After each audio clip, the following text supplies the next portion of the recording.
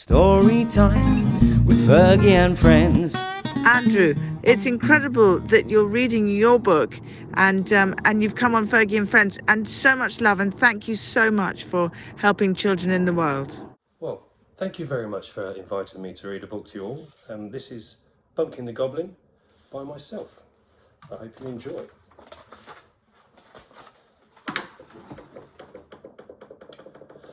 A few miles underground is where goblins are found, but on occasion some lose their way. They come into your house just like a mouse, and there they will choose to stay.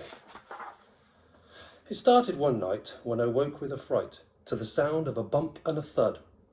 I opened my door, tiptoed on the floor, and followed some footprints in mud. At the end of the trail, a small beast with a tail, green skin, large ears and round teeth, stood in my kitchen, eating leftover chicken, some butter, blue cheese and roast beef. There were answers to find of the goblin kind, so I said boldly, inside really wobbling, "Who are you, then how do you do?" But the goblin kept gobbling and gobbling. He gobbled the eggs and raspberry jam, the strudels and noodles and strawberry flan. Then he gobbled the cheese, a whole kilogram, along with some beans, including the can. "Please stop for a while," I implored with a smile. "Where are you from and why are you here?" "From a gold mine in town," he said, "deep underground, with a king that keeps us in fear. On our heads we sprout trees to allow us to breathe. Deep down there's no moon or no sun.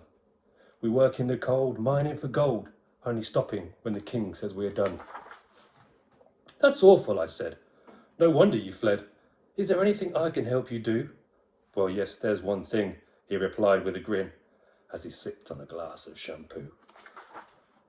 "You see, where I'm from, there's no music or song, no rhythm, no melody or rhyme." The beast came quite near and said, "I just want to hear this thing you call music one time." "It's your lucky day," I said. "I know a way," as he slurped on the chicken and bones. "It will all become clear, in a minute you'll hear," and I passed him a pair of headphones.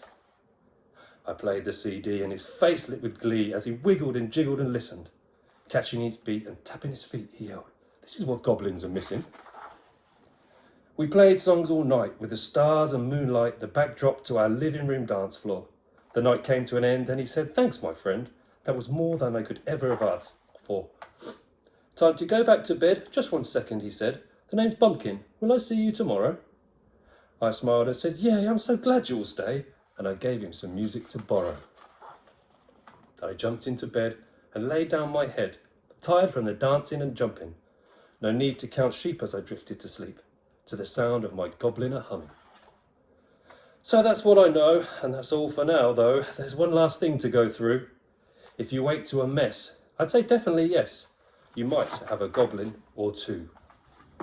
Well, I hope you enjoyed that, and if you ever do find your keys or mess in the wrong place or a mess somewhere, then we know where it probably happened. Thanks ever so much, and I hope you enjoyed that as much as I did. With Fergie and friends. With Fergie and friends.